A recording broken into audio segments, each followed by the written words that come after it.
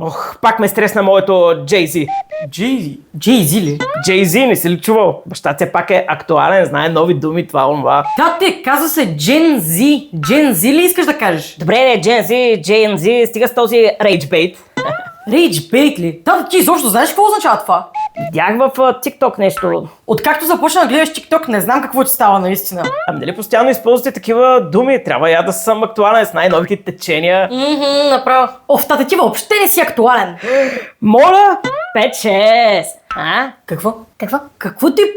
Първо се казва 6-7 и второ, това е вече остаряло. 5, 6, 6, 7. Как ще остарял, бе? Как ще остарял, бе? Да, какъв TikTok гледаш? От праисторията ли? Ох, мале.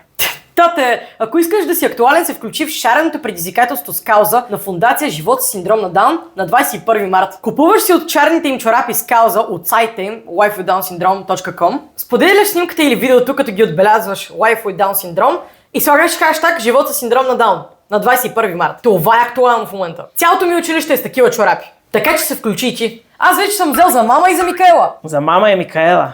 Да. Я отвира твоите чорапи. Виж? Те направо са банга-ранга. Топ. Тате, ще ми накараш да ти взема телефона, казвам ти. Какво?